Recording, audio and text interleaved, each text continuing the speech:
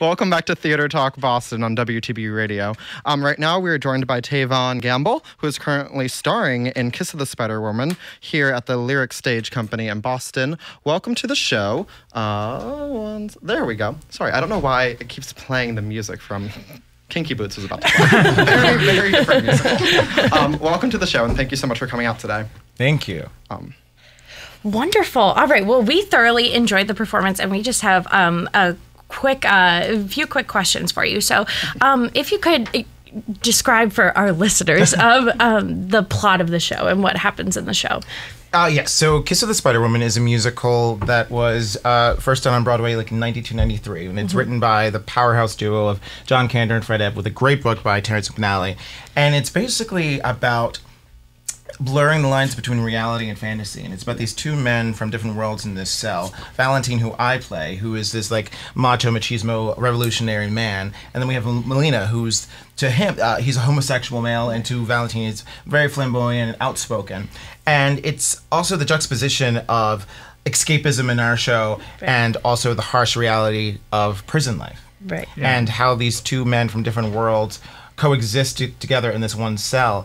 And we learn as time goes on that there's more similarities between them than they thought, and they each bring out something in each other. And it's quite a wonderful friendship and love story that evolves from that. Yeah. I find it really refreshing because a lot of musicals just follow this path of like the boy meets girl, they fall in love and a happy ending, but this really takes an unconventional approach, and it's like debatable whether or not this is even a love story. It's just like examining this relationship. So I guess like I wanted to hear your thoughts on like what do you think the significance of Valentin and Melina's relationship is, and how is that important not only for the context of 1993 audiences but 2018 audiences? Yeah, it's very complex. The whole show and the story is very complex. As we always talk about how a lot of it is ambiguous, because sometimes you as an audience member are not sure what's real and what's not, because we do blur the lines between fantasy and reality for them. And what I love about this story so much is it's the core of the relationship between these two men, and how, for me, how they really help one another in this time. Like Valentin,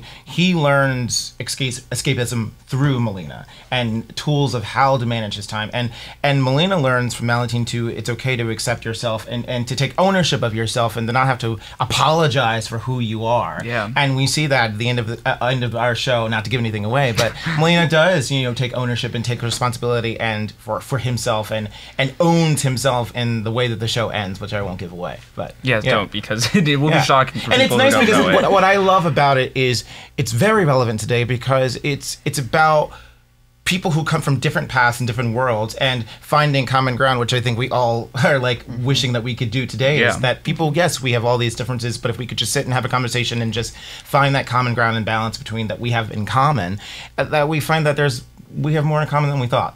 Right. Yeah. Absolutely. Touching on that a little bit, this show, obviously, there's a lot of graphic things that go on, like a lot of prison beatings and stuff like that. So how, as an actor, do you deal with difficult situations and processing those difficult moments? Yeah. Well, luckily, we had a wonderful fight choreographer, JT Turner, who is amazing at what he does. And we spent a lot of time working on the brutality and the fight choreography part of this show. So everyone's very, very, very safe. Everything's very well rehearsed and very well choreographed. But it's also interesting listening to the audience response, because it's very real. And if you've never been to the Lyric, it's a very intimate space. So you're very close up. You're very in there with us.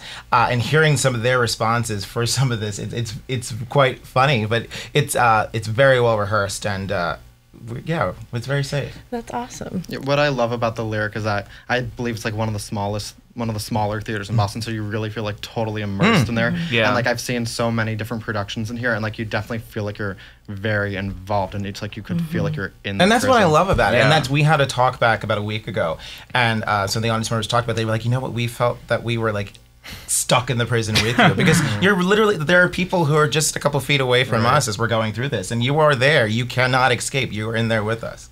Do you feel like that adds something to you as a performer that being so engaged with the Oh, for audience? sure. Because you have a ton of stage time. You're basically on stage the whole show. For sure. No, Like, no, how do no. you keep that connection? Yeah, no, it's great because typically this show a lot of times is done on a huge proscenium stage where the audience is like so far away, and there's in this. We hear everything. We feel their energy, and it feeds us as performers to have them there and feel that energy. Versus if we were in this big house, there's a separation between the audience and the actors that that's fine, but it's supposed to be this inclusive thing that they're the other character apart with us in this, and that's what I love about it. Yeah, Definitely. Awesome. I also want to ask, just circling back a little bit, Valentin, we were talking about this after show, about Valentin's intentions by telling Melina what to do after he got out of prison. From your perspective, do you think that they were in love and that there was a relationship, or do you think it was more from a political vantage point so he could continue? Yeah. Well, as we talk subtext, for our production and for myself, we made the conscious decision that it wasn't this purely just manipulation of him, that there was a bond that really developed between the two of them, and that there is a human connection, and there is a love there that transcends and goes beyond. So it wasn't just because as we see in that final scene, he really feels like he betrayed him, and that wasn't how he ever saw. Not to give it the ending away, but he didn't see it coming that way. Right. Yeah. And he really, truly regrets some of the decisions that he made because it unfortunately doesn't end up so well the way he planned. And you must definitely feel fortunate to have so much to pull from, like being the fact that this was stemmed from a novel and made into a film, and it's a musical, and there's just like so much material. Like, in preparation, did you read the book or? Yeah, I read the novel, and then I'd always had known the musical, but I kind of, once I knew that I was going to do this, I kind of stayed away from that because I didn't want anyone else's interpretation to like inflict on what I was going to do. Yeah. But I did go back to the novel, the source material, and then just in general, just a ton of research for the time period. And we had a great dramaturg for our show who gave us everything that was going on at that time, social, politically, economically, all of that to draw on. And then I know Eddie and I had, who plays my scene partner in this, Melina, we had lots of conversations, just developing our character and just thoughts that what we thought we could bring new to the roles. Yeah. For those who don't know, too, the novel reads very much like a play, that it's written through dialogue and this stream of consciousness. So obviously, like, that leads to inspiration. So I think that's something that I assume you guys felt the same way, that reads very well when we're watching you guys on stage, that your characters are very fleshed out, not just as individuals, but as a pair together. And it was really cool to see that grow and reach the climax, which we keep touching on. Don't want to give away, but the reason that works so well is because we're with you guys from the beginning, and we can tell that there's something there. Yeah. Awesome. Yeah. One other thing I wanted to touch on. So this is obviously a Candor and Ebb play, and I know you were also in the Scottsboro Boys over at Speakeasy. We love the Scottsboro Boys. Scottsboro Boys at Theater Talk. I was just wondering if you could touch on like what their writing means to you and what their writing means to like 2018 audiences, because they've written such prolific shows such as like Chicago and Cabaret, and even some of their lesser known shows are still very prevalent today. So like, what does it mean being in a Candor and Ebb show? They're my favorite, first of all. I love Candor and Ebb. I've done several of their shows, and they're my favorite to do because they take stories that you would never think that you could add music to it. You'd be like, that's just not possible. Like you think about Chicago and it's like people like these murderesses, like what is this thing about? Right. And they do it, and they do it in an entertaining way. And all of their shows have this, they go back and forth. They have this they go back and forth between, okay, we're going to be harsh reality, but then we're going to mix it up with some fantasy and make you chuckle and laugh, and then we'll make you cry in the very next second. And that's what I absolutely love. And their music is just so complex, and it's so witty, and yet sometimes it also seems so simplistic, and yet there's so much going on underneath it.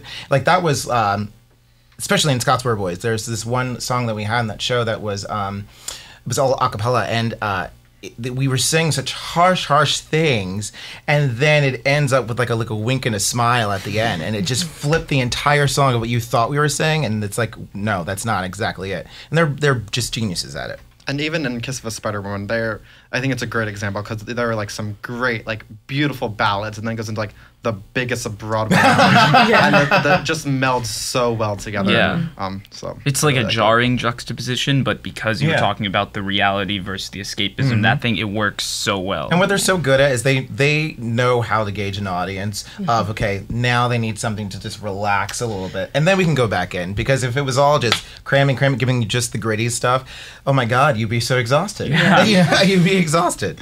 No, yeah. I was definitely noticing that during the show too. I was like, okay, this is a lot. And then I would play like a happy song and I would be like, wonderful. Okay, this is what I needed. It's an exhausting story, but it doesn't feel exhausting to watch. Absolutely. Yeah. And going off that, I know we were reading your bio and I saw you were in the tour of Seussical, which is so different. Just a little. Do you have, as an actor, do you have a preference? Do you like being like fun, upbeat musicals, or do you like more like dramatic roles, or all over the place, being versatile? I like it. For me, it works to just be all over the place, because I like doing it all, and I feel like you need an escape to be, okay, I'm gonna do something happy for a little bit, and then I can do this. Like after this, I'm like, oh, okay, I think I need to do something a little happy, because this is such an intense show. But I think there's a place for all of it, and I think audiences like all of it, and I enjoy it.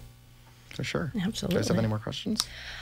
Yeah, I just want to talk about something you touched on in the beginning about the politics and the things that go on the show and how it can be applied today, specifically about the prison systems globally and around the world. So what do you think are some of the biggest themes? Because this won the Tony in 1993. So what do you think are some of the biggest themes that we can still take from that production, given the time that it was released and applied to today? Well, I think one of the immediate things, and someone said this in a talkback, was it's that they really saw that really is current today is just the harsh reality of prison life, and how people are treated, and as if they're not human beings, you know. Like Melina and Valentin, they both go through a lot of torture from the guards in the prison system, and that's something that people, I found, related to today as we deal with like police brutality and just overall just prison life in general. That's a definite first theme that pops out. Yeah, it was heavy. It was heavy, but it was good. One question we always like to ask our guests before we go is, you've clearly have done a lot of theater. Have there ever been any like mishaps on stage, like something gone wrong, a set's fallen down? Oh, of course. Any fun stories for us? Oh God, in this show, or just in anything, general? The greatest story you have? There's always like just the random falls that happen that you just fall and you have to get back up and act like nothing happened, you know. Like just like yesterday, one of our actors fell just going like off stage, you know. So, but you just keep going and you put that costume on and you keep rolling with it. But there's always, a set piece that like doesn't come in and you're like, okay, we're just gonna play around with this. But yeah. For sure. That's awesome. Well, we just want to say thank you so much for coming in and speak with us today. This has been Taavon Gamble. Everyone should go see Kiss of the Spider Woman over at the Lyric Stage Company. You can look up tickets at lyricstage.com. All their info's on the website. Also, we love when theaters are very accessible to students. They have a great student rush policy, $10 cash right before the show at the box office. So everyone go do that. Thank you so much for coming in today. We're going to play Where Are You from Kiss of the Spider Woman, which is one of Aurora's big dance numbers. Very fun. And we'll be right back with more theater talk.